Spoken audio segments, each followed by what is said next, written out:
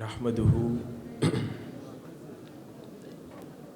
ونصلي ونسلم على رسوله النبي الأمين المقين الحنين الكريم الرؤوف الرحيم أما بعد فأعوذ بالله من الشيطان الرجيم بسم الله الرحمن الرحيم وَإِذْ قَالَ مُوسَى لِفَتَاهُ لَا أَبْرَحُ حَتَّى أَبْلُغَ مَجْمَعَ الْبَحْرَيْنِ أَوْ أَمْضِيَ حُقُبًا صدق اللہ مولانا العظیم۔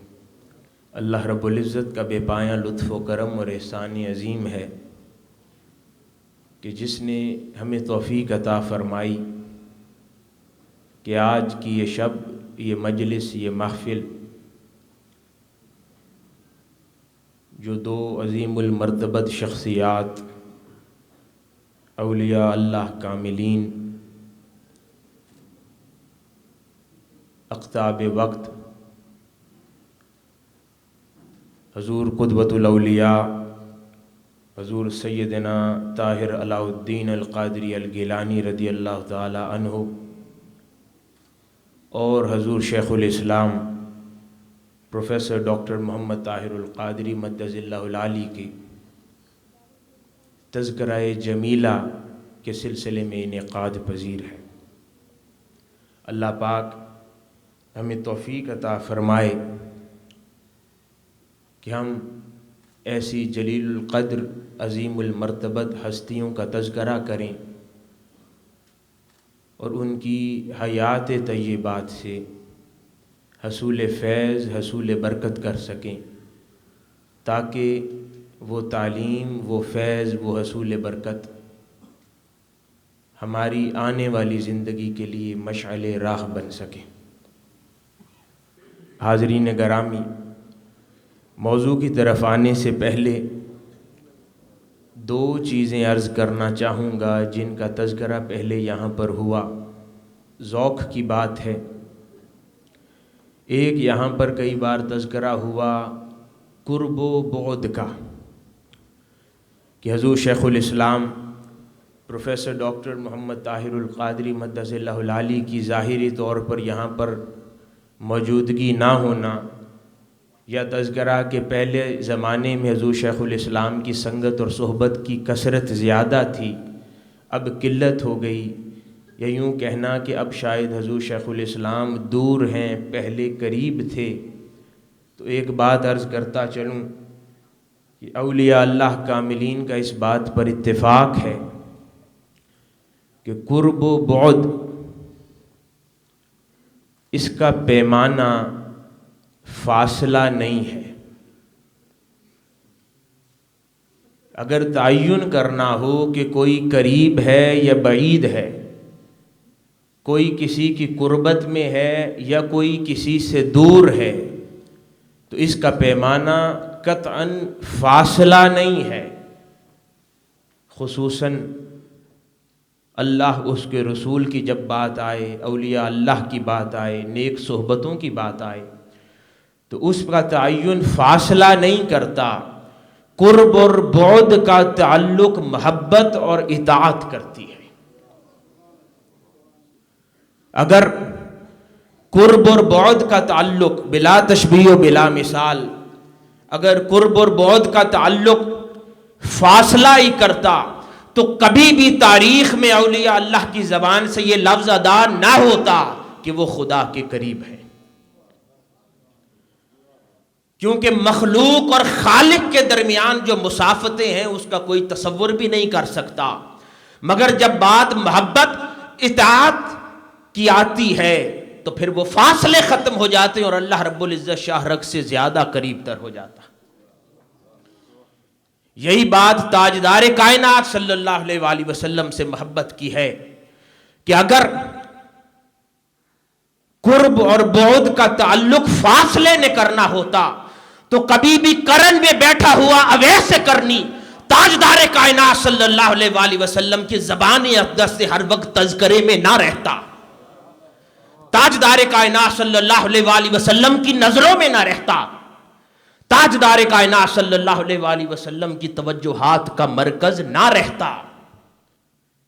کرن میں بیٹھے ہوئے ویسے کرنی کو بھی کس بات نے تاجدار کائنات صلی اللہ علیہ وآلہ وسلم کے قریب کر دیا؟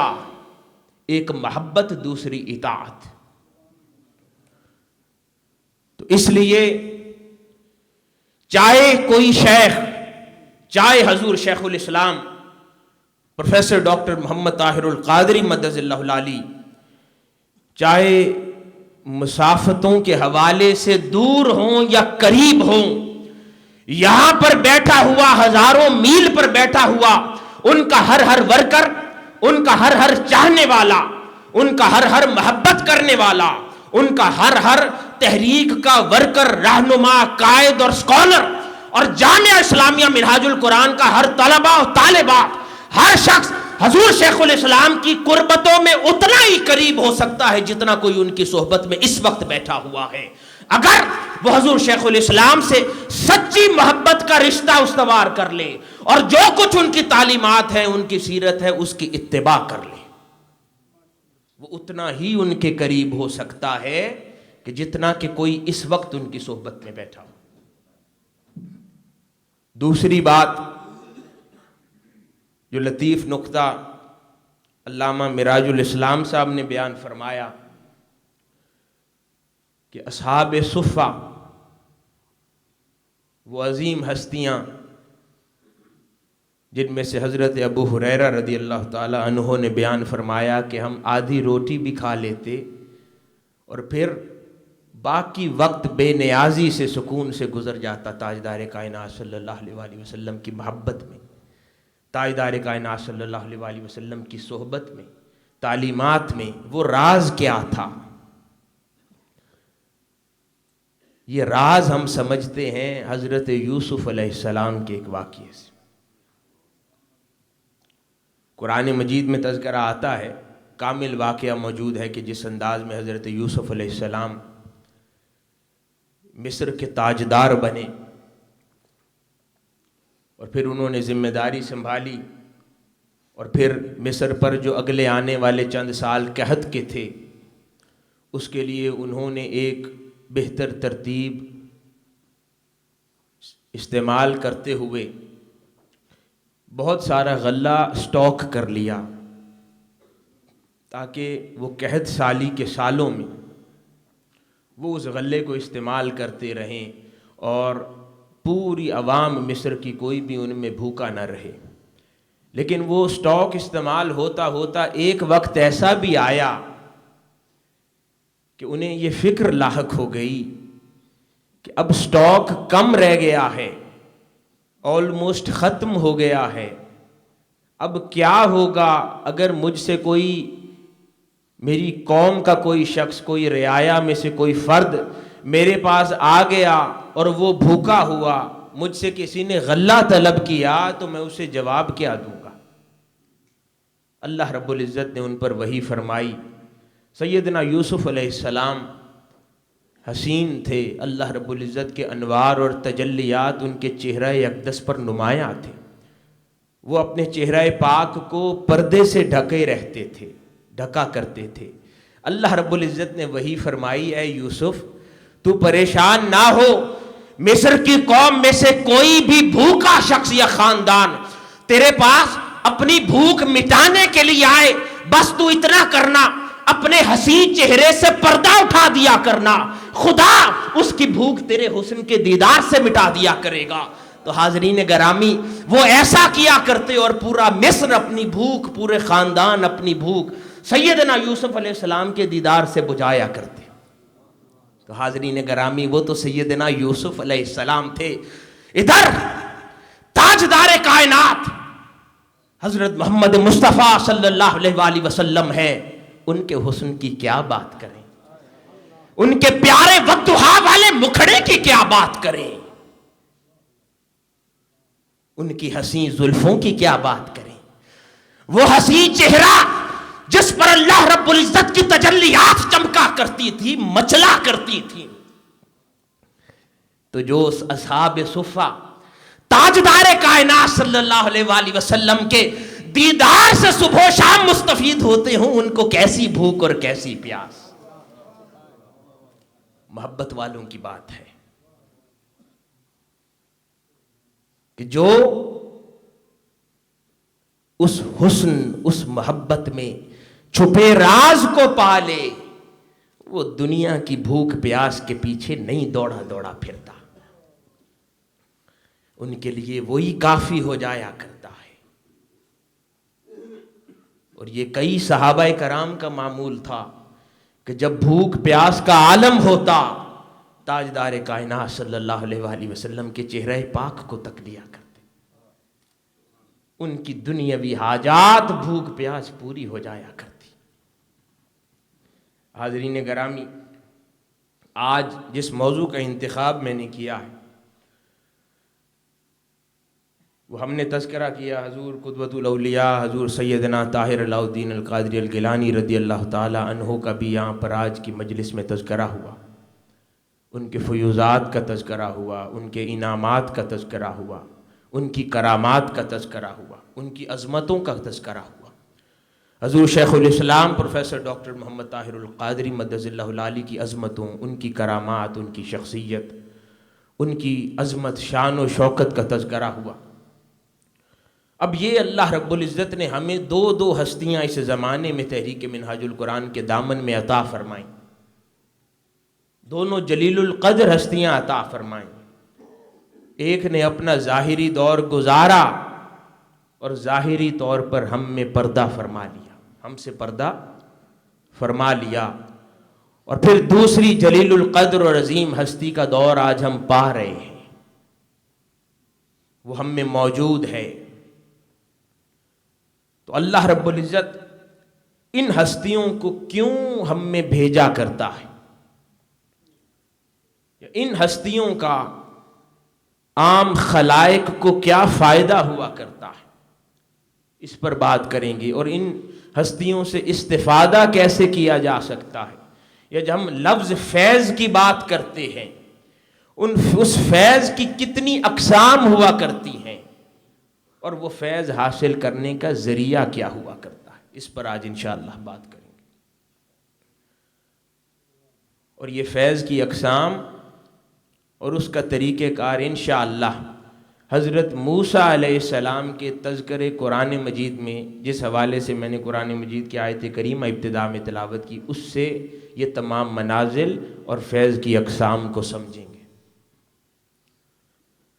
اللہ رب العزت نے اس آیت کریمہ میں ارشاد فرمایا کہ اور وہ واقعہ بھی یاد کیجئے کہ جب موسیٰ علیہ السلام اپنے جوان سال ساتھی خادم یوشع بن نون علیہ السلام سے کہا کہ میں پیچھے ہٹ نہیں سکتا یہاں تک کہ میں دور دریاؤں کے سنگم کی جگہ تک پہنچ جاؤں یا مدتوں چلتا رہوں۔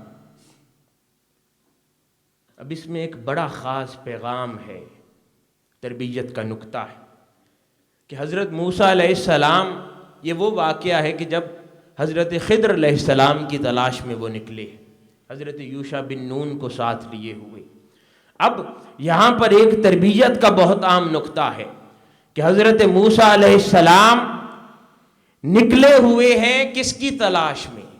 اللہ کے بندے کی تلاش میں، اللہ کے خاص بندے کی تلاش میں، اللہ کے محبوب بندے کی تلاش میں، اور پھر ان کو منازل کا ادراک ہے کہ کس منزل پر کسے پانا ہے، مگر جو اختتامی الفاظ ہیں وہ غور طلب ہیں۔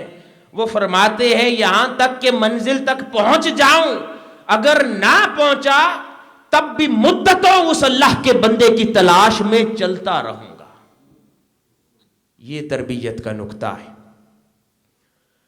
ہم لوگ اولیاء اللہ کی صحبت کی بات کرتے ہیں، یہاں پر علامہ نواز ظفر صاحب نے بہت خوبصورت بات ارشاد فرمائی، وہ اسی آیت کریمہ کی طرف اشارہ کرتی ہے کہ جب اولیاء اللہ کی صحبت کی بات کرنی ہو، ان کی تلاش کی بات کرنی ہو، فیوزات کے حصول کی بات کرنی ہو، تربیت کی بات کرنی ہو، ان کی معرفت کو پانے کی بات کرنی ہو، تو یا منزل کے انتظار میں چاہے مدتوں چلنا پڑے، انسان سفر پر گامزن رہتا ہے، پیچھے نہیں ہٹتا، کہ جب تک وہ منزل نہ پا لے. منزل اللہ کے بندے کی صحبت پانا نہیں ہے، منزل اس صحبت میں سے پانا ہے. کہ کوئی اس صحبت سے کیا حاصل کرتا ہے. یہاں پر لاکھوں کروڑوں لوگ جو آج حضور شیخ الاسلام کے زمانے میں زندہ ہیں، کروڑوں افراد جو حضور شیخ الاسلام کو ہر رات کیوں ٹی وی پر زیارت بھی کرتے ہیں، سنت بھی کرتے ہیں، صحبت تو انہوں نے بھی پائی ہے. پر دیکھنا یہ ہے اس صحبت میں سے کس نے کتنا پایا ہے. منزل اس صحبت میں سے پانا ہے، فقط صحبت پانا نہیں ہے. اس کے لیے، اس صحبت میں سے پانے کے لیے حضرت موسیٰ علیہ السلام فرما رہے ہیں کہ چاہے مدتوں چلنا پڑے میں پڑھوں گا. اس سفر پر استقامت کی طرف اشارہ فرما رہے ہیں کہ اس وقت تک استقامت کے ساتھ رہوں گا جب تک اللہ کے اس خاص بندے خضر کی صحبت میں سے کچھ پا نہ لوں، تب تک اس سفر پر گامزن رہوں گا. حاضرین گرامی، اس سے اگلی آیت میں پھر تذکرہ ہوتا ہے. سو جب وہ دونوں دور دریا کے درمیان سنگم پر پہنچے تو وہ دونوں اپنی مچھلی وہیں بھول گئے. بس وہ تلی ہوئی مچھلی زندہ ہو کر دریا میں سرنگ بنا کر سرنگ کی طرح اپنا رستہ بناتے ہوئے نکل گئی. وہ مچھلی زندہ ہو گئی. یہ تذکرہ ہے. اس کے بعد اگلے مقام پر حضرت موسیٰ علیہ السلام حضرت یوشع بن نون رضی اللہ تعالیٰ علیہ السلام سے پوچھتے ہیں کہ وہ مچھلی لاؤ، وہ مچھلی کہاں ہے، بھوک لگی ہے. بے شک ہم نے بہت سفر کیا. تو وہ عرض کرتے ہیں کہ حضرت کیا آپ نے دیکھا جب ہم نے پتھر کے پاس آرام کیا تھا تو وہاں مچھلی بھول گئے تھے، اور مجھ سے یہ کسی نے نہیں بھلایا سوائے شیطان کے کہ میں آپ سے اس کا ذکر نہ کروں. اور اس مچھلی نے تو زندہ ہو کر دریا میں عجب طریقے سے اپنا رستہ بنا لیا اور وہ غائب ہو گئی. اس پر سیدنا موسیٰ علیہ السلام فرماتے ہیں کہ کہا یہ وہی مقام ہے جس کی ہمیں تلاش ہے، یا جسے تلاش کر رہے تھے. بس دونوں اپنے قدموں کے نشانات ڈھونڈتے ہوئے واپس لوٹ گئے. اب یہاں سے فیض کی پہلی قسم کی خبر ملتی کہ وہ مقام جہاں پر اللہ کے ولی کا ڈیرا تھا، وہ مقام جہاں پر حضرت خضر علیہ السلام کا آنا جانا تھا، وہ مقام جس کو نسبت خدا کے اس عظیم المرتبت ولی خضر علیہ السلام سے تھی، وہاں پر پہلا کرشمہ منظر پر آ گیا. وہ کیا کہ ایک مردہ تلی ہوئی مچھلی کو زندگی نصیب ہو گئی. وہ کیا ہے؟ وہ پہلی قسم فیض کی. وہ کسی بھی اللہ کا ولی ہو یا اللہ کا نبی ہو، پہلی قسم فیض کی اس کی ذات کی برکات ہوا کرتی ہے، اس کی ذات سے تعلق رکھنے والی برکتیں ہوا کرتی ہیں. اور وہ برکتیں انوار کی شکل میں وہاں پر برستی رہتی ہیں. جس جگہ کو نسبت اس اللہ کے ولی سے ہو، وہاں پر وہ برکات انوار کی شکل میں برستی رہتی ہیں. جو اللہ کے ولی کا ڈیرا ہو، جہاں اللہ کے ولی کا قیام ہو، جہاں اللہ کے ولی کا اٹھنا بیٹھنا ہو، وہاں پر وہ برکات خدا کی طرف سے نعمت بن کر انوار کی شکل میں برستی رہتی ہیں. اور پھر وہ برکات اتنی اعلیٰ ہوتی ہے کہ کہیں وہ مردہ جانوروں کو زندہ کر دے، کہیں مردہ انسانوں کو زندہ کر دے، اور کئی اولیاء اللہ ایسے ہوتے ہیں کہ ان کی صحبت میں بیٹھ کر مردہ دلوں کو زندگی نصیب ہوا کرتی ہے. یہ سب کیا ہے؟ یہ برکات ہیں جو اولیاء اللہ کا پہلی فیض کی قسم ہوا کرتی ہے. حضرت بابا فرید گنج شکر رضی اللہ تعالی عنہ کی بارگاہ میں عرس کے موقع پر ایک مائی اپنا زندہ بچہ لائی، اور عرس میں ہجوم کے باعث اس کی موت واقع ہو گئی. بچے وہ اس بچے کو ان کے مزار پاک پر لے کر بیٹھ گئی اور ایک ہی رٹ اس نے باندھ لی. وہ کیا کہ میں بچہ زندہ لائی تھی، زندہ واپس لے کر جاؤں گی. تو اولیاء اللہ کے ڈیروں کی برکات یہ ہوا کرتی ہیں کہ وہ بہت دیر تک ان کی بارگاہ میں بیٹھی رہی، یہاں تک کہ خدا نے بابا فرید گنج شکر کے صدقے اس بچے کو زندگی عطا کی اور وہ زندہ بچے لے کر واپس گئی. یہ برکات ہوا کرتی ہیں. اس کے بعد اگلی فیض کی قسم کو قرآن سے جانتے ہیں کہ پھر وہ حضرت خضر علیہ السلام کی زیارت کی اور حضرت خضر علیہ السلام نے انہیں اپنی تربیت میں لے لیا، انہیں اپنے سنگ کر لیا، انہیں اپنی صحبت میں ساتھ لے کر چل پڑے. اور اس تربیت کی کچھ شرائط طے ہو گئیں.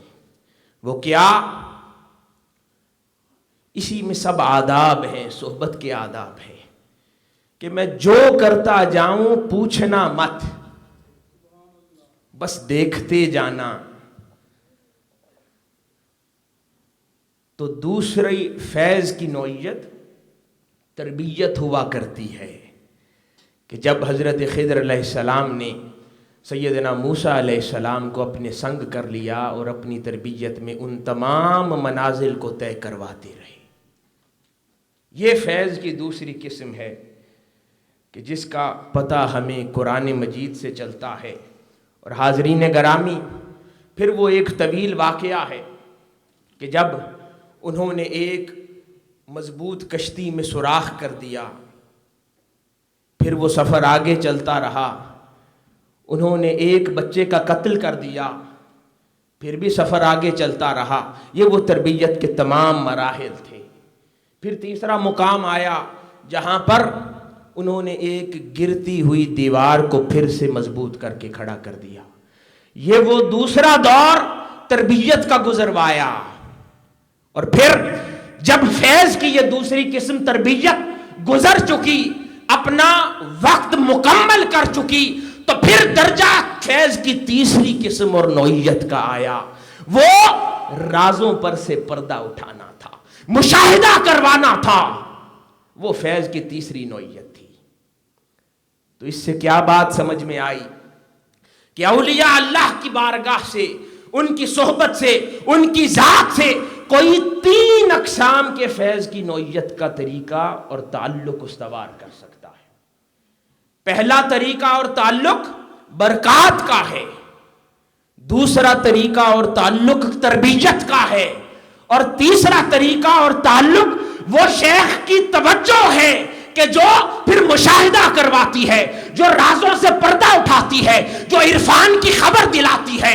جب مشاہدہ کرواتی ہے وہ توجہ جو روحانی ارتقاء کے ذریعے یار سے ملاتی ہے، وہ فیض کی تیسری قسم ہوا کرتی ہے کہ جس میں انہوں نے بیان فرمایا اور وہ راز کھولے کہ انہوں نے کشتی میں سوراخ کیوں کیا، اس بچے کا قتل کیوں کیا، اور اس گرتی ہوئی دیوار کو کھڑا کیوں کیا. وہ عام معنی ہے کہ کشتی میں سوراخ اس لیے کیا، جو مفسرین لکھتے ہیں اور انہوں نے خود بیان فرمایا کہ انہوں نے سوراخ اس لیے کیا کہ آگے ایک بادشاہ تھا، وہ جس کی مضبوط اور خوبصورت کشتی دیکھتا اس پر قابض ہو جاتا. بچے کا قتل اس لیے کیا کہ اس نے بڑے ہو کر اپنے نیک اور صالح مسلم والدین کو کفر میں مبتلا کر دینا تھا. اور اس بچے کو قتل کر کے فرمایا کہ میں نے اللہ کی بارگاہ سے بہتر بدل مانگا. اور پھر اس دیوار کو گرتے ہوئے اس لیے کھڑا کیا کہ اس کے نیچے کچھ خزانے تھے، اور وہ چاہتے تھے کہ ان خزانوں کو، ان خزانوں کا مالک بالغ ہونے کے بعد خود دیکھے، کسی کی بری نظر کا شکار نہ ہو. اب حضور شیخ الاسلام اسی ترتیب کا ایک عرفانی تفسیر بھی فرماتے ہیں، اس کا تذکرہ کرتے ہیں. حضور شیخ الاسلام فرماتے ہیں کہ وہ کشتی جو مضبوط تھی तवंगर थी, मजबूत थी, वो दर हकीकत अब ये तफसीर शेख और मुरीद के ताल्लुक के दरमियान है।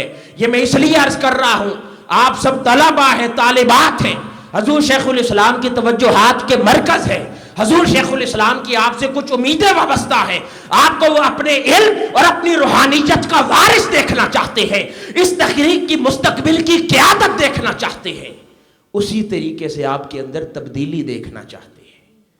अब इसकी तफसीर हम समझते हैं कि कोई शेख मुरीद की तरबियत किस अंदाज में करता है कि वो कश्ती दर हकीकत इंसान का वो तवंगर मजबूत जिस्म हुआ करता है, जिसमें उसका रऊनत भरा सर लगा हुआ करता है, जिसमें उसमें तकब्बुर भरा हुआ होता है, जिसमें उसमें बुग़्द और हसद भरा हुआ होता है, जिसमें उसमें दुनिया की अलाइशों की मोहब्बत भरी होती है, दुनिया की रग़बतें भरी होती है, शहवात की मोहब्बत भरी होती है, दुनिया की मालो दौलत की मोहब्बत भरी होती है, शोहरत की मोहब्बत भरी होती है, दुनिया की हर बुराई पर बिकता फिरता है, वो उसका तवंगर और मजबूत जिस्म। और दूसरी सिमत खड़ा हुआ बादशाह, वो शैतान है जो दुनिया में हर मजबूत जिस्म को देखता है और उस पर काबिज हो जाता है, उसको अपना नुमाइंदा बना लेता है और फिर बुराई की तरफ उसको इस्तेमाल करता फिरता है। तो उस शेख ने मुरीद के सामने दर हकीकत उस तवंगर जिस्म को इस तरह खस्ता हाल कर दिया कि वो शैतान की नजरों से बच जाए और रहमान की नजरों में आ जाए। इसलिए उस तवंगर जिस्म को शिकस्ता हाल कर दिया गया। फिर वो बच्चा जिसको कत्ल किया गया, जिसके वालिदैन नेक थे और एक्सपेक्टेड ये था कि वो बच्चा उन नेक वालिदैन को अपनी तरह बद कर देगा, वो बच्चा दर हकीकत इंसान के अंदर पाया जाने वाला बुराई का नुमाइंदा नफ्स है। और उसके वो नेक वालिदैन, एक उसका कल्ब है, एक उसकी रूह है। वो बुरा नफ्स, वो नफ्स अम्मारा जो इंसान को बुराई की तरफ तरगीब देता है, उसको बुराई की तरफ बुलाता है, बुराई में मुब्तला करता है, उसके अंदर बुराई के जज्बात जगाता है, उसको शहवत की तरफ लाता है, उसको दुनिया के मालो दौलत की तरफ लाता है, उसको खुदा से दूर करता है, उसको मुस्तफा से दूर करता है। वो बुराई का नुमाइंदा नफ्स अम्मारा, वो अपनी रूह को भी गदला कर देता है, अपने दिल को भी गदला कर देता है। तो दर हकीकत शेख ने उस नफ्स अम्मारा को कत्ल किया और खुदा से उसका नेक बदल नफ्स मुतमइन्ना मांगा। ये तरबियत है जो शेख रूहानी फैज के जरिए, रूहानी इर्तिका के जरिए अपने मुरीद की किया करता है। और फिर तीसरा मुकाम जहां पर हजरत खिदर अलैहिस्सलाम ने गिरती हुई दीवार दोबारा खड़ी कर दी, वो क्या है? वो बड़ा लतीफ नुक्ता है कि जब शेख किसी मुरीद को रूहानी सफर पर लेकर चलता है, तरबियत के सफर पर लेकर चलता है, रूहानी दराजात अबूर करवाता है, रूहानी मनाजिल अबूर करवाता है, सफर में मुख्तलिफ मुकामात आते हैं, कहीं पर मुहादरात आते हैं, कहीं पर मुकाशफात आते हैं, कहीं पर फतूहात आती हैं। हर मुकाम से वो रूहानी सफर शेख अपने मुरीद को तय करवाता जाता है। तो वहां पर उस गिरती हुई दीवार जो कि दर हकीकत वो बच्चा जो उस खजाने का मालिक था, दर हकीकत वो गिरती हुई दीवार बच्चे और उस खजाने के दरमियान पर्दा थी। यही वो पर्दा होता है जो शेख मुरीद की तरबियत के दौरान उसके मुकामात और उसके दराजात से गिरने नहीं देता कि कहीं उसकी अपने नफ्स की निगाह, कहीं दुनिया की निगाह उसकी रूहानी तरक्की पर ना पड़ जाए, उसके रूहानी दराजात पे ना पड़ जाए, उसके रूहानी इर्तिका पर ना पड़ जाए और कहीं वो अपना रूहानी सफर तय ہوتا دیکھ کر اپنا کام نہ چھوڑ دے.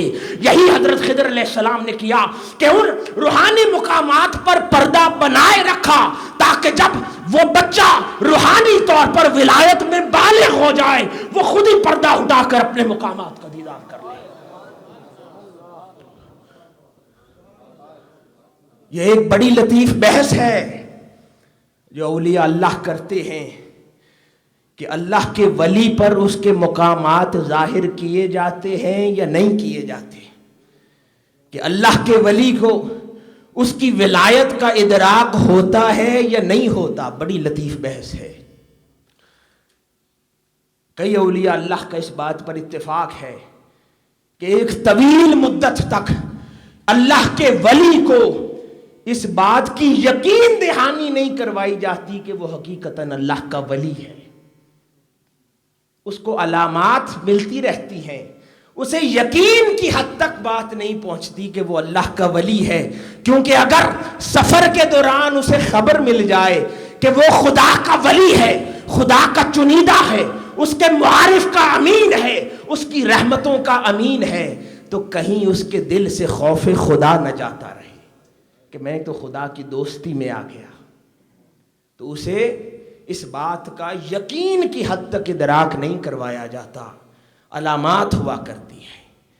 تو وہ تیسرا راز تھا کہ انہوں نے سفر طے کروایا اور بچے کی اپنی نگاہ سے پھر زمانے کی نگاہ سے چاہا کہ جب تک یہ ولایت میں بالغ نہ ہو جائے اس کے مقامات، وہ مقامات اور معارف کا خزانہ دنیا کی نگاہ سے بھی اور اس سلوک کے رستے پر چلنے والے بچے کی نگاہ سے بھی پرے رکھا جائے. تو حاضرین گرامی، یہ 3 قرآن مجید سے جو ہم نے سمجھ آئی کہ یہ 3 طریقے فیض کے ہوا کرتے ہیں. پہلا طریقہ جو میں نے عرض کیا کہ اللہ کے ولی سے برکات کا تعلق ہوتا ہے، برکتیں نصیب ہوتی ہیں. دوسرا تعلق تربیت کا ہوتا ہے کہ اللہ کا ولی اپنی صحبت میں رکھ کر، جیسے حضور شیخ الاسلام کی مثال لیں کہ ایک ان سے تعلق برکات کا ہے کہ وہ جہاں پر موجود رہتے ہیں خدا کی رحمتوں کا نزول رہتا ہے، کوئی کمی پیچھے نہیں آتی. جیسے کہ تذکرہ ہوا کہ منہاج القرآن کو کبھی کوئی کمی نہیں آئی کیونکہ خدا کے ولی بستے ہیں یہاں پر. اس لیے ایک وہ برکات کا تعلق رہتا ہے، کوئی ان کے پاس آ جاتا ہے دعا کروانے کے لیے، خدا سن لیتا ہے. کوئی دم کروانے آ جاتا ہے، خدا کرم فرما دیتا ہے. یہ برکات کا تعلق ہے. کسی کی کوئی حاجت تو پوری ہو جاتی ہے، کسی کی کوئی مراد تو پوری ہو جاتی ہے، کسی کا کوئی مطالبہ تو پورا ہو جاتا ہے، کسی کی کوئی طلب تو خدا ان برکتوں کے صدقے پوری فرما دیتا ہے. تو پہلا فیض کی قسم برکات ہوا کرتی ہیں. دوسری فیض کی اور اس سے اعلیٰ قسم تربیت ہوتی ہے کہ جب حضور شیخ الاسلام کی صحبت میں بیٹھے تو خدا کی بارگاہ کی خشیت نصیب ہوتی ہے، خدا کی بارگاہ کی محبت نصیب ہوتی ہے، تاجدار کائنات صلی اللہ علیہ وآلہ وسلم کی محبت نصیب ہوتی ہے، دین و دنیا کا علم نصیب ہوتا ہے، خدا کی طاعت نصیب ہوتی ہے، مصطفیٰ صلی اللہ علیہ وآلہ وسلم کی اتباع نصیب ہوتی ہے، علم الشریعت نصیب ہوتا ہے، علم العقیدہ نصیب ہوتا ہے، علم التصوف نصیب ہوتا ہے، روحانی ارتقاء نصیب ہوتا ہے، کرم اور رحمت کی بارشیں ہوتی ہیں اور انسان اپنا ظاہر و باطن سنوارتا چلا جاتا ہے. یہ تربیت فیض کی دوسری قسم ہوا کرتی ہے. اور حاضرین گرامی، فیض کی ایک تیسری قسم ہوتی ہے جو شیخ کی محبت بری توجہ ہوا کرتی ہے. پچھلے دنوں کوئی پوچھ رہا تھا کہ انسان، اس کو مختلف صوفیاء کرام نے بیان کیا کہ انسان خدا سے پہلے محبت کرتا ہے یا خدا انسان سے پہلے محبت کرتا ہے. تعلق اس کا کیا ہے؟ یا بلا تشبیہ و بلا مثال مرید شیخ سے پہلے محبت کرتا ہے یا شیخ مرید سے پہلے محبت کرتا ہے؟ یا توجہ کا سلسلہ کیا ہوتا ہے کہ شیخ کی توجہ مرید کو نصیب کیسے ہوتی ہے؟ وہ سلسلہ شروع کہاں سے ہوتا ہے؟ بات بڑھتی کہاں سے ہے؟ تو اس کا قرآن خود جواب دیتا ہے، اعوذ باللہ من الشیطان الرجیم، قل ان کنتم تحبون اللہ فاتبعونی یحببکم اللہ۔ اللہ رب العزت فرماتا ہے اگر تمہارے دل میں یہ جذبہ ہو کہ خدا سے محبت کرنا چاہتے ہو، بات محبت تک نہیں آئی کہ تمہارے دل میں خدا کی محبت ہو، بات ہو رہی ہے کہ اگر تمہارے دل میں وہ جذبہ ہو کہ خدا سے محبت کرنا چاہتے ہو، بس تم میرے مصطفیٰ کی اتباع کرنا، خدا تم سے خود محبت کر لے گا۔ تو بات کیا سمجھ آئی کہ کوشش انسان کو کرنی پڑتی ہے، انسان کوشش کرتا رہے کرتا رہے کرتا رہے، اتباع کرے مصطفیٰ صلی اللہ علیہ وآلہ وسلم کی، اتباع کرے اور کوشش کرے، ایک وقت آتا ہے خدا خود اس سے محبت کرنے لگتا ہے، پھر اس کو بھی محبت کرنا نصیب ہو جاتی ہے۔ بلا تشبیہ و بلا مثال یہی بات شیخ کی ہے کہ انسان اپنے شیخ اپنے قائد کی تربیت میں رہتا رہے، ان کی اتباع کرتا رہے، ان کی سیرت پر عمل پیرا رہے، ان کو جو دیکھے جو کچھ کرتا دیکھے وہی کرتا رہے، ان کے مشن کے ساتھ مخلص رہے، دین و دنیا ان کی خدمت اور ان کے مشن کی خدمت میں وقف کر رہے، ایک وقت آئے گا کہ شیخ خود اس پر اپنی توجہ کر لے گا، اس کی ان خدمات اور دین اور مشن کی خاطر اخلاص کو دیکھ کر خود اس پر توجہ کر لے گا۔ جو آیت کریمہ میں نے تلاوت کی، اسی میں ایک اور جواب ملتا ہے کہ پھر شیخ سے محبت کرنی ہو تو کیسے کی جائے، اسی میں ہی اللہ رب العزت جواب دیتا ہے ایک دوسری تفسیر اس کی، قُلْ إِن كُنتُمْ تُحِبُّونَ اللَّهَ فَاتَّبِعُونِي يُحْبِبْكُمُ اللَّهُ، کہ اگر تم خدا سے محبت کرنا چاہو میرے مصطفیٰ کی اتباع کرو۔ کس بات میں اتباع؟ یہاں بات تو محبت کرنے کی ہو رہی ہے، تو خدا بھی جواب یہی دے رہا ہے کہ اگر مجھ سے محبت کرنی ہے تو میرے مصطفیٰ کی اتباع کرو کہ وہ مجھ سے کیسے محبت کرتا ہے، بس اس کو مجھ سے محبت کرتے دیکھتے جانا اور مجھ سے محبت کرتے جانا، کہ جیسے جیسے مصطفیٰ مجھ سے محبت کرتے جائیں تم بھی ویسے ویسے کرتے جانا۔ حاضرین گرامی، تاجدار کائنات صلی اللہ علیہ وآلہ وسلم نے خدا سے کیسے محبت کی؟ تاجدار کائنات صلی اللہ علیہ وآلہ وسلم نے خدا کے دین کی خاطر پوری زندگی وقف کر کے خدا سے محبت کی۔ تاجدار کائنات صلی اللہ علیہ وآلہ وسلم نے خدا سے کیسے محبت کی؟ تاجدار کائنات نے رات رات بھر خدا کی محبت میں جاگ کر خدا سے محبت کی، خدا کی مخلوق کی تربیت کر کے خدا سے محبت کی، خدا کی خاطر ریگزاروں میں اور صحراؤں میں لڑ لڑ کر خدا سے محبت کی، اپنی زندگی پر خدا کے دین اور خدا کے احکامات کو فروغ اور اہمیت زیادہ دے کر خدا سے محبت کی۔ تو اگر خدا سے محبت کرنی ہو تو مصطفیٰ کی اتباع کرو کہ جیسے جیسے جن اعمال کے ذریعے انہوں نے خدا سے محبت کی ہے، بس تم بھی انہی اعمال پر عمل پیرا ہو جانا، خدا بھی تم سے محبت کر لے گا۔ تو حاضرین گرامی، اگر کوئی چاہے، بات ہوئی نا کہ کامل شیخ اور صادق مرید کی، کوئی چاہے کہ شیخ سے محبت کیسے کی جاتی ہے تو دور کہاں جاتے ہو، حضور شیخ الاسلام کی زندگی کو دیکھو کہ جیسے انہوں نے اپنے شیخ سے محبت کی، تم اپنے شیخ سے ویسے محبت کرتے جاؤ۔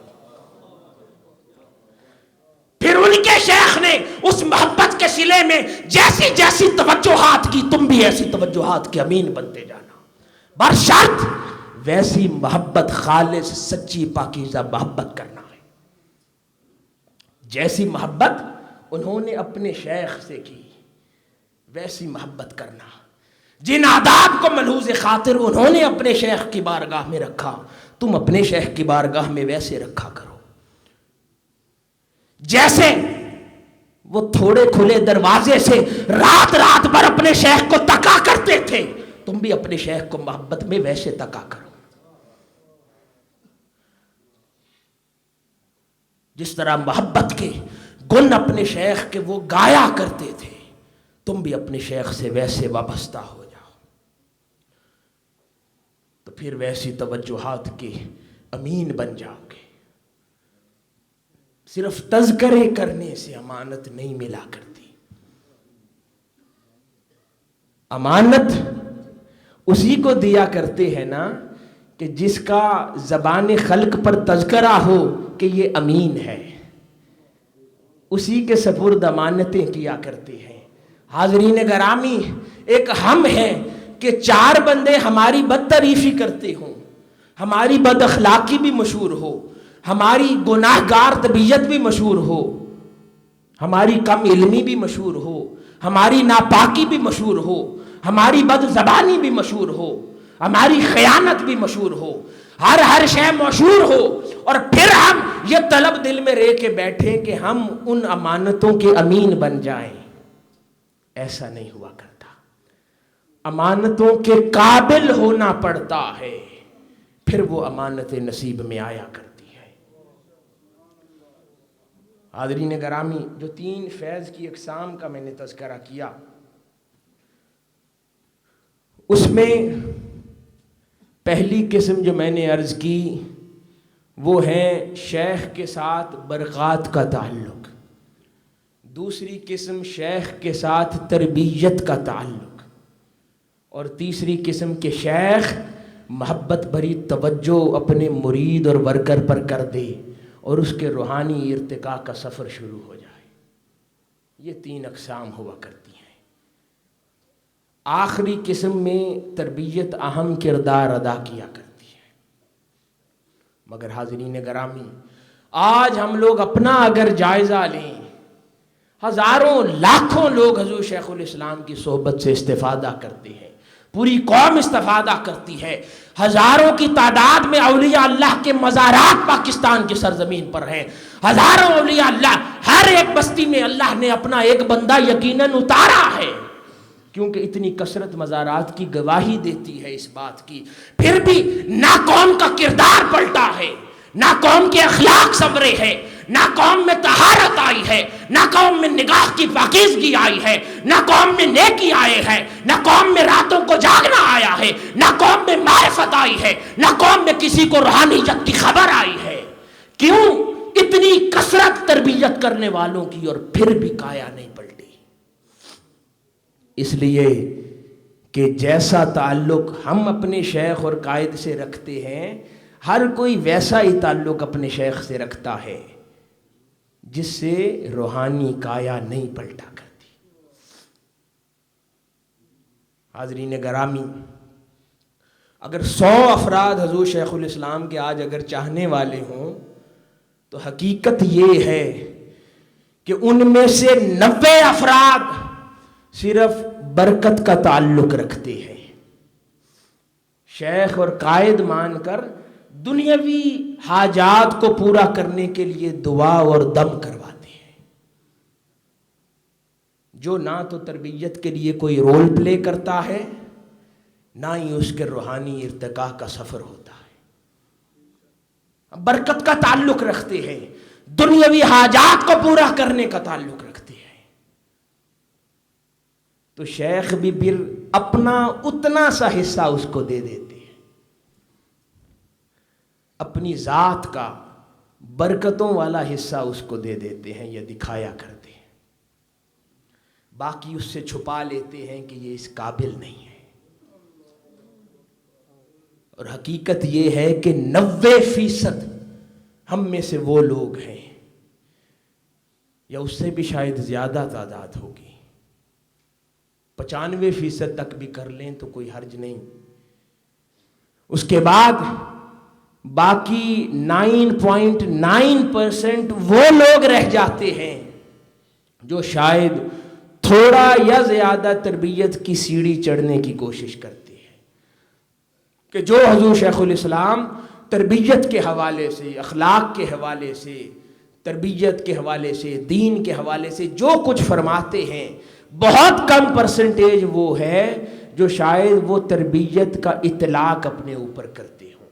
ہم سنتے ہیں اور ایک کان سے سن کے دوسرے کان سے نکال دیتے ہیں، اور ایسی عظیم المرتبت ہستیاں جو اپنے وقت کے اقطاب بھی ہوں، جو اپنے وقت کے غوث بھی ہوں، جو وقت کے مجدد بھی ہوں، اور جہاں وہ بیٹھے خدا کی عزت کی قسم انوار کی بارش ہوتی ہو، ایسی ہستیوں کو، ان کی زندگیوں کو ہم صرف حصول برکت میں ضائع کر دیتے ہیں، اور وہ ظاہری طور پر دنیا سے پردہ فرما جاتے ہیں، اور ہمارا ہاتھ پر ہاتھ دھرے بیٹھے رہتے ہیں۔ ہمیشہ ہماری توجہ رہتی ہے کہ ان بڑی ہستیوں سے ہماری دنیاوی حاجت پوری ہو جائے۔ ارے جس کام کے لیے خدا نے ان کو یہاں پر اتارا ہے، بھیجا ہے، خدا را اس میں سے فیض حاصل کرو، تربیت حاصل کرو، اپنی دنیا سنوارو، اپنی آخرت سنوارو، اپنا دین سنوارو، اپنے اخلاق سنوارو۔ اور شاید 0.01% یا اس سے کم بھی وہ لوگ ہیں کہ جو حضور شیخ الاسلام کی اس نگاہ تصوف، نگاہ ولایت اور نگاہ توجہ اور اس توجہ کا مرکز بنتے ہیں، اور ان کا حضور شیخ الاسلام کی صحبت میں روحانی ارتقاء کا سفر شروع ہوتا ہے۔ بہت کم ایسے لوگ ہیں کہ حقیقتاً جن کی روحانی کایا پلٹ گئی ہو، جو حضور شیخ الاسلام کی صحبت میں رہ کر خدا کے معارف کے امین بن سکے ہوں، مشاہدات کر چکے ہوں، اپنا روحانی ارتقاء خدا کی ہیبت اور خشیت میں سفر طے کرتے ہوں۔ بہت کم لوگ ہیں، انگلی پر گنے جا سکتے ہیں، اور ہم اور آپ کو ان کی خبر نہیں ہے۔ حاضرین گرامی، تو ان ہستیوں کا یا ان کی محفل سجانے کا یا ان کا تذکرہ کرنے کا فائدہ تب ہے کہ وہ جس مقصد کے لیے ہم میں ہیں وہ حاصل کر لیں، اس سے پہلے کہ وہ ظاہری پردہ کر لیں۔ ایک بات طے ہے، اور ایک قانون کی بات عرض کرتا چلوں، ہزاروں لاکھوں مزارات پاکستان میں ہے، ہزاروں افراد کا جمع غفیر مزارات پر رہتا ہے، مگر پاکستان کے اخلاق پھر ویسے ہیں، ان میں دینداری نظر نہیں آتی، مزارات پر بیٹھنے والوں میں کوئی ترغیب دین نظر نہیں آتی۔ کیوں؟ کہ اگلے راز کی بات عرض کرتا چلوں کہ یہ 3 دروازے فیض کے، پہلا دروازہ برکات کا، دوسرا دروازہ تربیت کا، تیسرا دروازہ اس روحانی توجہ کا، یہ 3 دروازے ایک زندہ ولی اللہ کی ذات میں کھلتے ہیں۔ جب وہ ظاہری پردہ فرما جائے تو پھر عوام الناس کے لیے فقط ایک دروازہ برکت کا اس کے مزار کے لیے کھلتا ہے، باقی 2 دروازے ایک زندہ ولی کی صحبت میں ملا کرتے ہیں۔ مزارات بھی فیض دیتے ہیں پر عوام الناس کو نہیں دیا کرتے، وہ خواص کو دیا کرتے ہیں۔ اس کی وجہ عرض کر دیتا، جب کوئی مرید یا کوئی سالک کسی ولی سے فیض پاتا ہے، تربیت پاتا ہے، اس کی توجہ پاتا ہے، تو سالک کا اس مرید اور شیخ دونوں کا ایک عالم میں ہونا ضروری ہے۔ مرید اور شیخ دونوں ایک عالم میں ہوں گے، عوام الناس کا قانون ہے، تو وہ فیض حاصل کر سکتا ہے، تربیت پا سکتا ہے، اور وہ توجہ اور روحانی ارتقاء کا سفر طے کروایا جا سکتا ہے۔ جب شیخ اگر عالم بدل لے تو ہم جیسے ناقص لوگ، فاسق و فاجر لوگ، ہماری تو نگاہ اتنی کمزور ہے کہ ایک مسافت سے آگے تو دیکھ نہیں سکتے، ہماری کیا مجال کہ اس عالم میں رہ کر وہ ہستی جو اس عالم میں جا چکی ہو اس میں جھانک کر اس سے کچھ حاصل کر سکے۔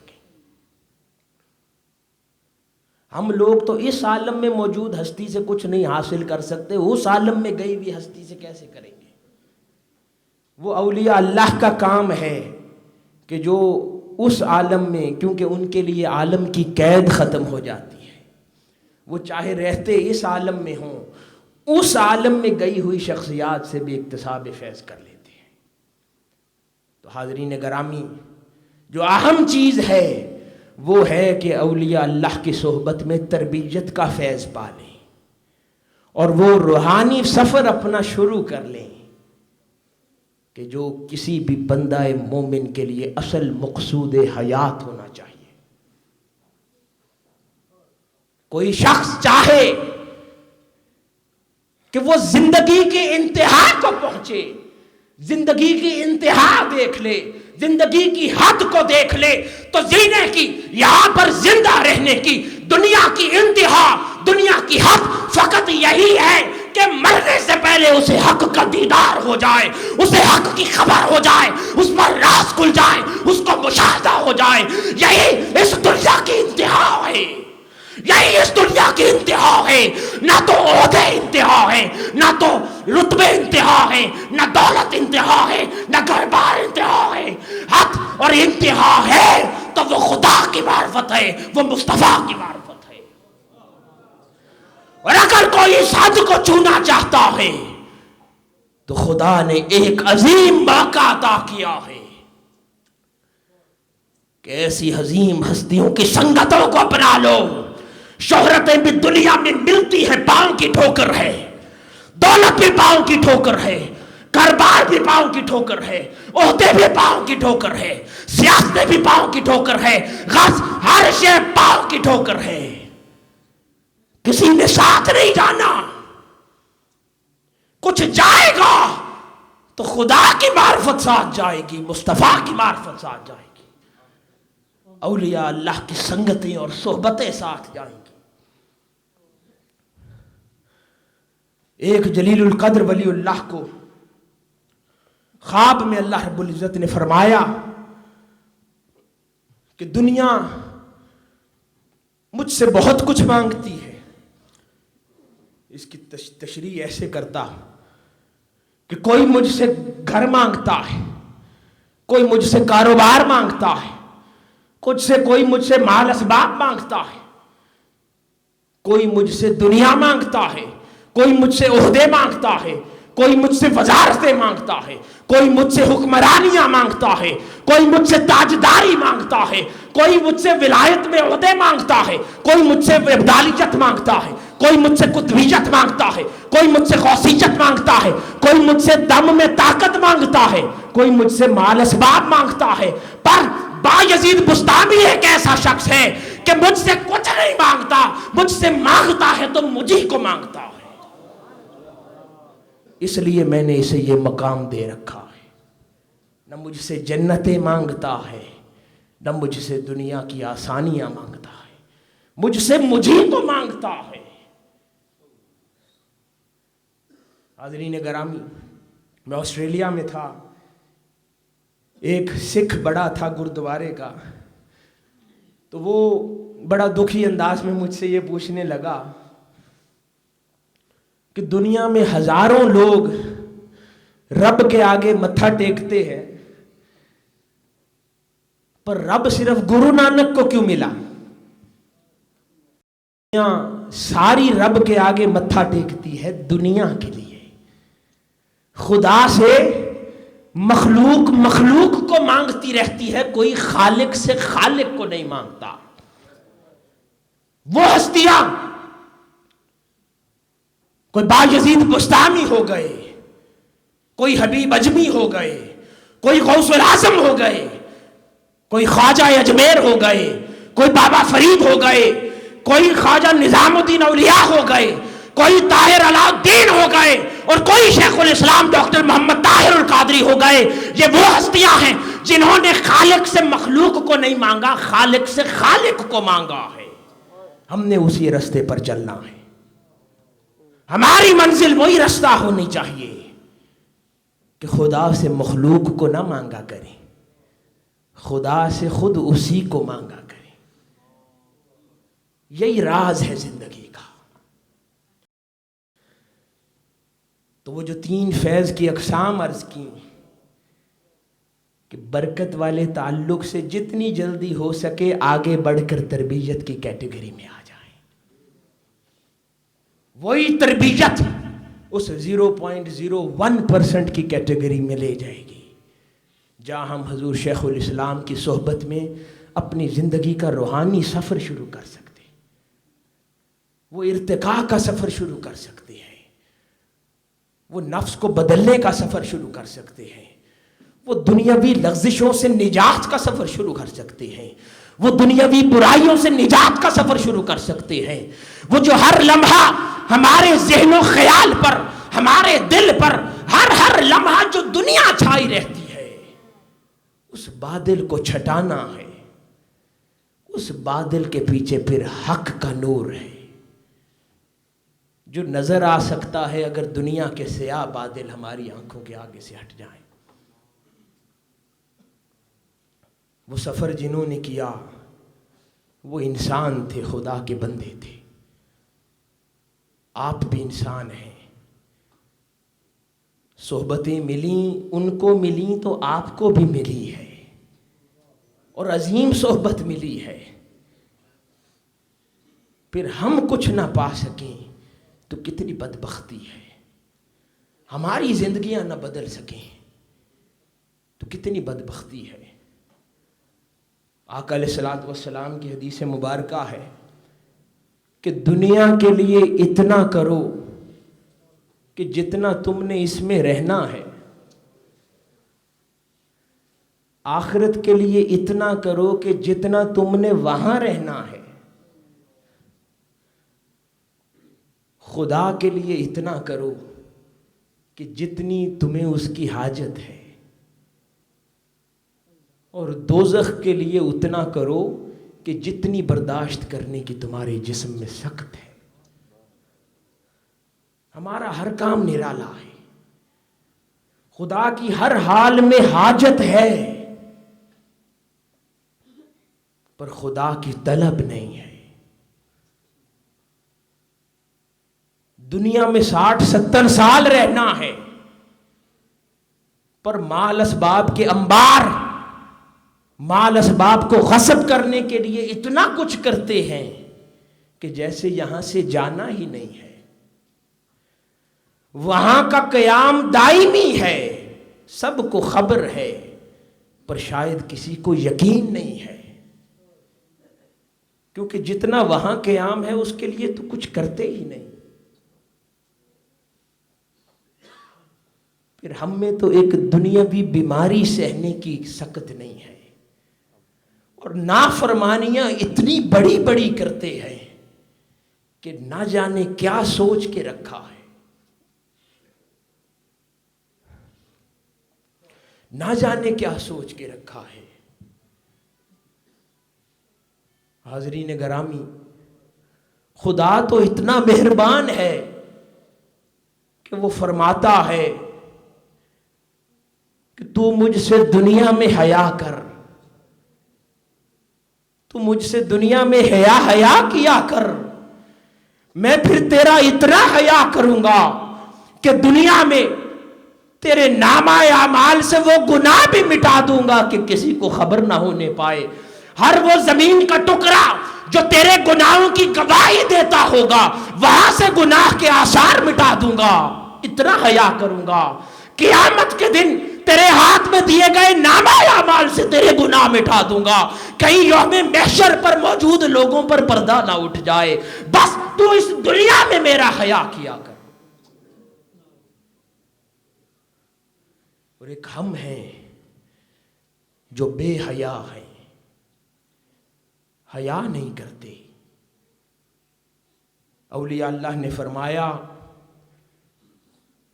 کہ حیا سیکھنا ہو، حیا پانا ہو، حیا کی نعمت پانی ہو تو ان ہستیوں کی صحبت میں بیٹھا کرو کہ جن کے سامنے کوئی عجیب کام کرتے حیا آئے، تو سمجھ لو کہ اس صحبت سے حیا کی نعمت ملے گی، اس صحبت سے حیا کا فیض ملے گا۔ ایک سادہ نشانی ہے، وہ ہستیاں جن کے سامنے عجیب کام کرتے حیا آ جائے، بس جان لو وہیں سے حیا کی نعمت ملے گی۔ یہ ہستیاں حضور شیخ الاسلام ہیں، یہ ہستیاں حضور قدوۃ الاولیاء تھیں، یہ ہستیاں اولیاء اللہ ہوا کرتی ہیں۔ اللہ رب العزت تو ہمارے لیے سامان مہیا کرتا رہتا ہے، کیونکہ وہ چاہتا ہے کہ اس کی مخلوق سنور جائے. وہ تو اپنی مخلوق سے ماں سے بھی زیادہ 70 گنا محبت کرتا ہے. وہ تو مخلوق کو دوزخ کی آگ میں نہیں جلانے چاہتا، پر ہم ہی ہیں جو اس آگ میں جلنا چاہتے ہیں. نہ خدا کا حیا ہے نہ لاج ہے، بس اسی سفر پر چلے جا رہے ہیں جو اس کی نافرمانی کی طرف اس سے دور لے جاتا ہے. بس اس پر سفر گامزن رکھے ہوئے ہیں، دور جاتے جا رہے ہیں، اپنی اصل سے دور جا رہے ہیں، خدا کی محبتوں سے دور جا رہے ہیں، تاجدار کائنات کی محبت سے دور جا رہے ہیں، ان معرفتوں سے دور جا رہے ہیں، ان کرموں سے دور جا رہے ہیں، ان انوار سے دور جا رہے ہیں، اس نافرمانی کے رستے پر چلے جا رہے ہیں. کچھ خبر نہیں کہ لوٹ کے آنا نصیب ہو یا نہ ہو، بس تیز رفتار انداز میں چلے جا رہے ہیں. کسی شے کی خبر نہیں کہ کیسے لوٹ کر آئیں گے، اور ہماری نافرمانیاں خدا دیکھ رہا ہے پھر بھی ڈھیل دیتا رہتا ہے. خدا خود قرآن مجید میں ارشاد فرماتا ہے، کیا اسے معلوم نہیں کہ تحقیق اللہ دیکھ رہا ہے؟ پھر بھی نافرمانی پر نافرمانی کیے جا رہا ہے. حاضرین گرامی، یہی حیا کا طریقہ اور سلیقہ ہمیں آ جائے، اسی میں صحبت کے آداب بھی ہیں، اسی میں زندگی گزارنے کا سلیقہ بھی ہے، اسی میں طریقہ بھی ہے، اسی میں زندگی بدلنے کا پیغام بھی ہے. حاضرین گرامی، حضرت ابو العباس رضی اللہ تعالی عنہ جلیل القدر اولیاء اللہ میں سے ہوئے، انہوں نے فرمایا کہ حیا اور محبت دل کے دروازے پر دستک دیتے ہیں. اگر اس میں زہد و ورع پایا جاتا ہو تو وہیں ڈیرا ڈال لیتے ہیں، نہیں تو کوچ کر جاتے ہیں. نہ ہمارے دلوں میں زہد کی دولت، نہ ہمارے دلوں میں ورع کی دولت. ہم ایسے دولت اور پیاس بجھائے جانے والے چشمے کے گرد بیٹھے ہیں، نہ جانے کیا بدبختی ہے کہ پھر پیاس بجھا نہیں پاتے. اتنی خدا کی نعمت ملی ہے پھر بھی من کی کایا پلٹ نہیں پاتے. وہ خدا جو خالق ہے، جو رحمان ہے، جس نے دنیا بنائی، جس نے ہمیں جینا دیا، جس نے ہمیں اتنا تندرست بنایا، طاقت دی، چلنے کا طریقہ سکھایا، یہ عقل دی جس پر اتراتے پھرتے ہیں، یہ بازو دیے جس سے کماتے پھرتے ہیں، وہ زبان دی جس سے شہرت حاصل کرتے پھرتے ہیں، وہ رحمان پھر بھی عمل ایسا ہے کہ شیطان کو زیادہ محبوب جانتے ہیں. اگر اس رحمان کی ذرا بھی محبت دل میں ہوتی تو عمل ایسا نہ ہوتا، بات کچھ اور ہوتی، معاملہ جدا ہوتا. حاضرین گرامی، اسی طرح ایک اور مقام پر حضرت فضیل بن عیاض رضی اللہ تعالی عنہ وہ فرماتے ہیں کہ 5 چیزیں بدبختی کی علامت ہیں. 5 چیزیں بدبختی کی علامت ہیں کہ دل پتھر کی طرح ہو جائے، سنگ دلی آ جائے تو یہ بدبختی کی علامت ہے. آنکھوں کا آنسو نہ بہانا بدبختی کی علامت ہے. اتنی نافرمانی کرتے ہیں پھر بھی رونا نہیں آتا کیونکہ حیا نہیں آتا، بدبختی کی علامت ہے. طبیعت میں بے حیائی کا پایا جانا بدبختی کی علامت ہے. دل میں دنیا کی رغبت کا پایا جانا، اسی کے لیے جینا، اسی کے لیے مرنا بدبختی کی علامت ہے. اور رہنا فانی دنیا میں اور لمبی آرزویں باندھنا بدبختی کی علامت ہے. حاضرین گرامی، حضور شیخ الاسلام کی وہ سچی سنگت نصیب ہوئی ہے جہاں سے تربیت کا فیض بھی جاری ہے، جہاں سے توجہ کا فیض بھی جاری ہے۔ اب بات ہم پر ہے کہ کتنی تربیت حاصل کر لیں، بات ہم پر ہے کہ کتنی توجہ حاصل کر لیں، اور اللہ رب العزت اس توجہ اور اس تربیت کے صدقے ان بدبختیوں سے ہمیں دور فرما لے، ہمیں معاف فرما دے، تاکہ زندگی بدل جائے۔ اور حاضرین گرامی، حقیقت میں اس جاری فیض کے چشمے سے سیرابی حاصل کر سکیں۔ حاضرین گرامی، محمد بن احمد جوزجانی رحمۃ اللہ علیہ اولیاء اللہ میں سے ہیں، وہ بیان فرماتے ہیں کہ حیا اور ہیبت کا مجھ پر اللہ کی بارگاہ سے یہ عالم ہے کہ کئی بار جب 2 رکعت نماز بھی ادا کر کے فارغ ہوتا ہوں تو دل میں اس بات پر حیا آ جاتا ہے شاید کوئی چوری کی ہے۔ یہ وہ اولیاء اللہ کے معاملے تھے جنہوں نے کچھ پا لیا، جنہوں نے راز کو پا لیا، جنہوں نے دنیا میں مشاہدات کر لیے، جن پر راز اٹھ گئے، جن کو مکاشفات ہو گئے، جن کو فتوحات نصیب ہو گئیں۔ یہ وہ بڑی ہستیاں تھیں، اور ایک ہم ہیں دنیا میں بے یار و مددگار رہ جائیں گے اگر آج اس چشمے سے سیرابی حاصل نہ کی جو حضور شیخ الاسلام پروفیسر ڈاکٹر محمد طاہر القادری مدظ اللہ العالی کی صحبت کی شکل میں آج جاری و ساری ہے۔ اور جیسا کہ میں نے پہلے عرض کیا، صحبت میں قربت اور بعد یہ مسافتوں سے نہیں ہوا کرتا۔ جو جتنا اطاعت گزار ہو وہ اتنا قریب ہوا کرتا ہے، وہ اتنا توجہات کا امین ہوا کرتا ہے، وہ اتنی تربیت کو پایا کرتا ہے۔ یہ ہمارا کام ہے کہ ہم کتنا حاصل کر سکتے ہیں۔ خصوصاً آج شریعہ کالج کے طلباء، طالبات، دیگر احباب بیٹھے ہیں۔ یہ سفر ہے، زندگی کی ابتدا ہے، جہاں پر ہم منازل کا تعین کرتے ہیں۔ آج اگر منزل کا تعین یہ کر لیا کہ میں نے دنیا میں مال کمانا ہے، یا منزل کا تعین یہ کر لیا کہ میں نے دنیا میں شہرت کمانی ہے، یا یہ تعین کر لیا میں نے دنیا میں بڑا حافظ کہلوانا ہے، تو یہ غلط فیصلے ہیں۔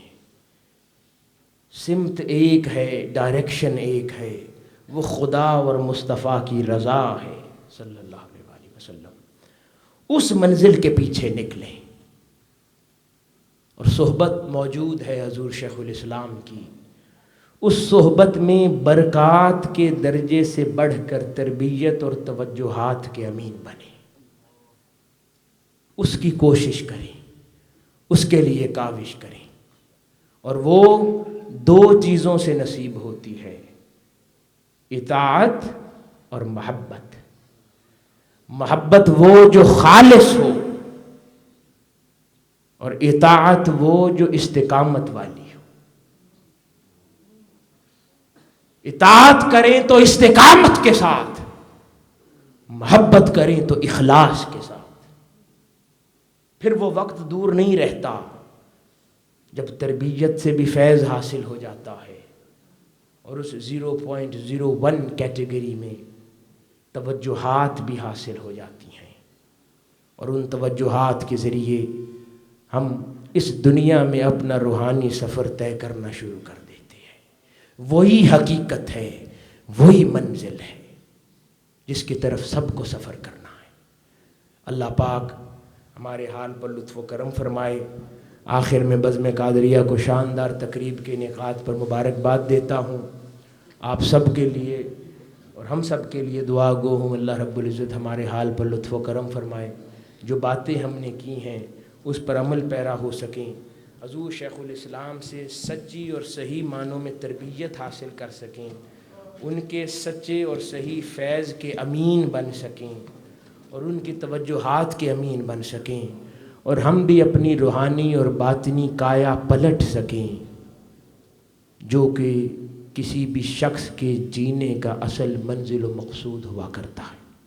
والسلام وما علینا الا البلاغ۔ عالمی شہرت یافتہ شخصیت ڈاکٹر حسین محی الدین قادری کے علمی و فکری خطابات، رپورٹس اور ڈاکومنٹری سے مستفید ہونے کے لیے ابھی آفیشیل یوٹیوب چینل ڈاکٹر حسین قادری سبسکرائب کریں۔ اپ ڈیٹ رہنے کے لیے بیل کا بٹن دبائیں۔